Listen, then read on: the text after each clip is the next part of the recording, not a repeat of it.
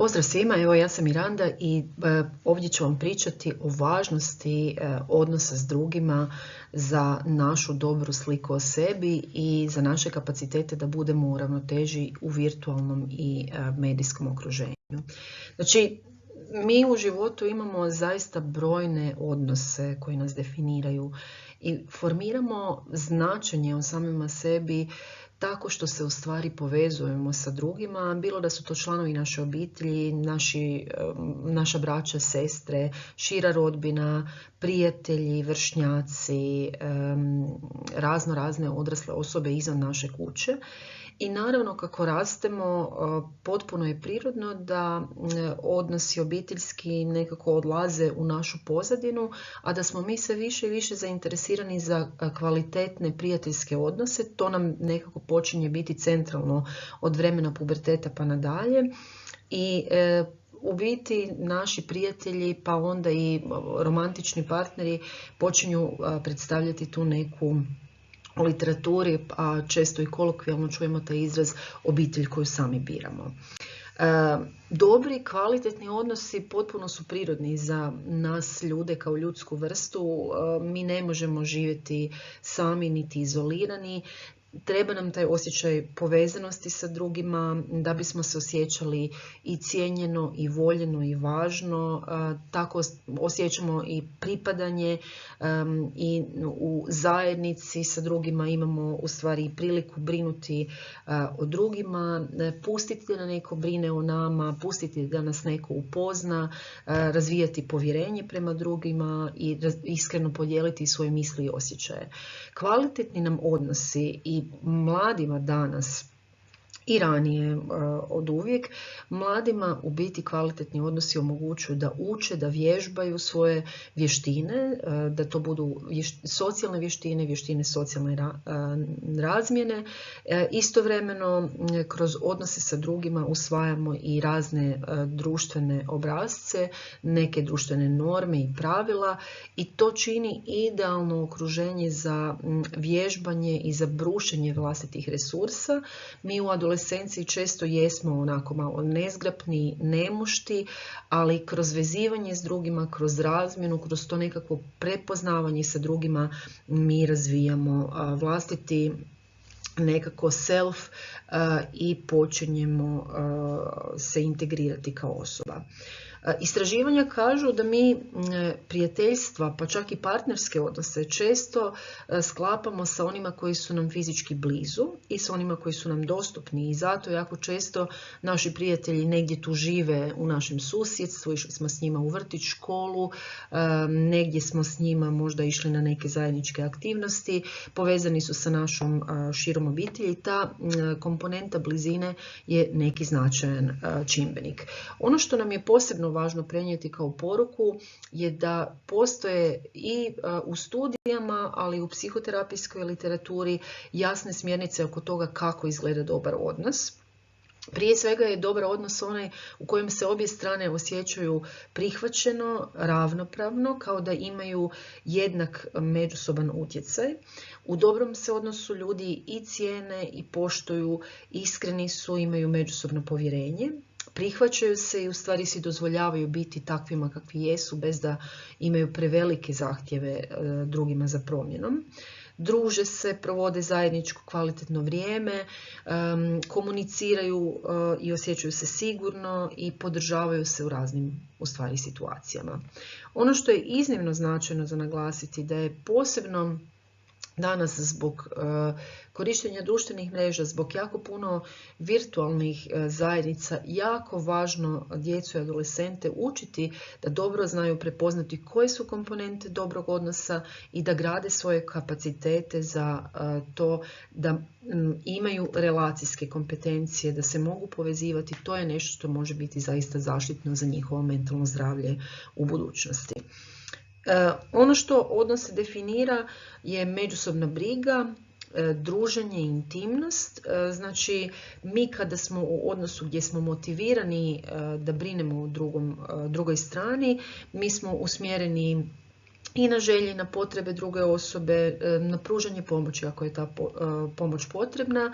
Želimo provoditi zajedničko vrijeme, uživamo u toj komunikaciji, planiramo razne ugodne aktivnosti i u stvari izmjenjujemo puno sadržaja koji su osobni, intimnog, privatnog karaktera. Mlade je jako važno, pogotovo na početku puberteta i pogotovo one koji imaju lošije socijalne vještine, dobro naučiti kako da prelaze tu granicu intimnosti i nekako ponekad trebaju i vježbati kada je pravo vrijeme za podijeliti neki vlastiti sadržaj ili bi to možda bila neka razina intimnosti koja bi za takav odnos bila možda preugrožavajuća za drugu stranu. To je znači neko pitanje i vježbe, i iskustva, i socijalnih vještina. Sad, druga važna komponenta i važan zadatak adolescencije, osim što stvaramo iznimno važne prijateljske veze, počinjemo imati neke romantične interese. I literatura kaže počnemo se romantično socijalizirati ili pak počinjemo imati prva partnerska iskustva i prve partnerske odnose. Studije u stvari govore da do 16. godine više od polovica mladih ima prva iskustva zaljubljivanja. I bez obzira na dubinu tih odnosa, u biti ljubavni odnosi postaju centralna preokupacija i pokretačka energija. I u sve ove stvari koje smo naveli sad za kvalitetu odnosa, bilo da se radi o prijateljskim odnosima, kod partnerskih, romantičnih odnosa, odjednom u biti kod adolescenata dolazi do pojave fizičke privlačnosti, pojave seksualne želje i nekako se tu jako onda naglašava ako postoji ta neka tjelesna komponenta da ako dođe do odnosa romantičnog, da je tada jako izražena i emocionalna podrška i vrlo intimno dijeljenje. Znači kao da ta osoba postane istovremeno i vrlo značajan prijatelj, ako ne i najbolji, pa i onda sa ovim drugim komponentama. Ono što također istraživanja napominju da romantični odnosi mogu imati zaista krucijalan utjecaj i na mentalno zdravlje, jer za mnoge mlade upravo ljubavni jadi, bura emocija, intenzivni znači stresori koji se tu događaju prvi put u ovakvoj vrsti odnosa, bude za većinu njih i prvo susretanje s većom količinom i stresa i potencijalnih konflikata, a za jedan dio mladih ta neka bol neuzvraćene ljubavi, ako do toga dođe, ostavlja i traga na samopouzdanje i na sliku o sebi i može utjecati i na stabilnost raspoloženja, spremnost za školske zadatke i poticati mlade na razna rizična ponašanja. Ono što je ovdje važno napomenuti da važnu komponentu realiteta adolescenata danas u 21. stoljeću čine i virtualni odnosi. Suvremena je tehnologija apsolutno promijenila naše obrasce komunikacije i omogućila je da i prijateljstva prerastu u online svijet, pa čak i romantično socijaliziranje se često događa u digitalnom svijetu. I kroz te nekakve brze instant reakcije, reagiranje na nečije fotografije, objave, u stvari mi stvaramo puno intenzivnije mreže i nekad s nekim ljudima imamo i puno veću komunikaciju u virtualnom svijetu, iako možda uživo nikad niti s njima ne pričamo. Kada se radi o adolescentima i o socijalnim vještinama ili relacijskim kompetencijama adolescenata, postoje 3 hipoteze o utjecaju društvenih mreža na odnose adolescenata. Prva hipoteza kaže rich get richer, znači bogatiji postaju još bogatiji. Govori o tome u stvari da je digitalno okruženje onim ekstrovertiranijima koji su već i nekako bili dobri u povezivanju s drugima omogućilo i više kontakata i veći broj ljudi. Druga hipoteza se odnosi na one koji možda nisu bili dobro uklopljeni u društvo, koji su se osjećali izolirano ili pak iskazivali neke oblike socijalne anksioznosti. Ta hipoteza kaže siromašniji postaju još siromašniji.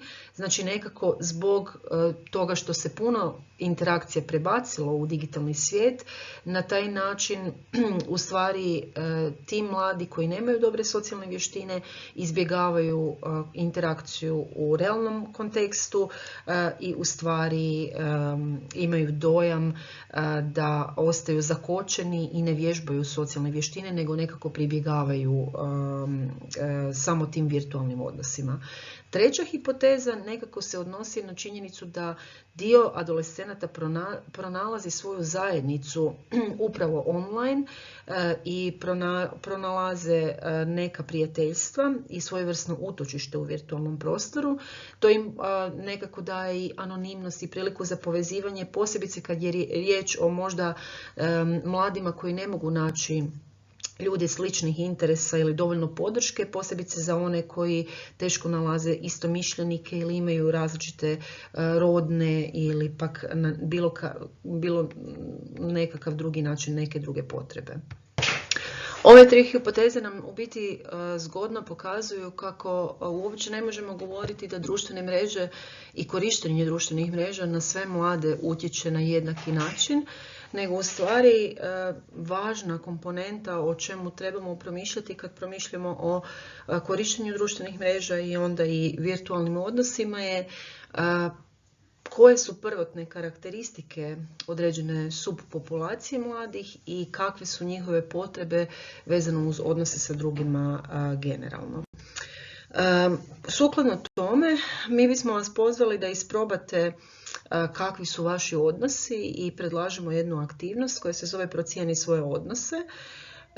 U nastavku je jedna tablica koja sadrži u stvari razne komponente kvalitete odnosa. Sa desne strane možete staviti roditelje, braću, sestre, prijatelje, pojedine, znači prijatelje najboljeg prijatelja, prijateljicu ili pak partnera ili partnericu. I ovdje možete svaku od ovih dimenzija sa lijeve strane procijeniti na skali od 1 do 10. Znači ovdje su vam navedeni zajednički interesi, stavovi, hobiji i u stvari kvaliteta provođenja zajedničkog vremena. Na drugom mjestu je bliskost koja omogućuje dijeljenje i razmjenu osjećaja, misli, stvaranje nekakvih zajedničkih iskustava i priča.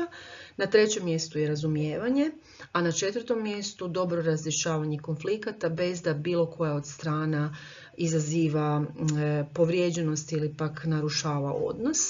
Na petom je mjestu brižnost i pokazivanje naklonosti, na šestom mjestu ravnopravnost u odnosu u vidu osjećaja da nas druga strana na neki način fair tretira i na zadnjem mjestu je procjena lojalnosti ili pouzdanosti kroz držanje riječi, čuvanje tajni i slično. Baš bi bilo zanimljivo da svaki od odabranih odnosa procijenite po ovim komponentama od 1 do 10 i u biti bi bilo za preporuku vidjeti koji od tih odnosa kasnije želite možda nadograđivati, dalje razvijati ili pak mijenjati. Može vam to biti neka dobra smjernica oko kvalitete tih odnosa i u biti oko nekih daljnjih koraka koje biste možda željeli poduzeti, sve kako bi vaši odnosi bili bolji i kako biste se vi u kontaktu sa drugima osjećali manje ranjivo, stabilnije i nekako više povezani sami sa sobom.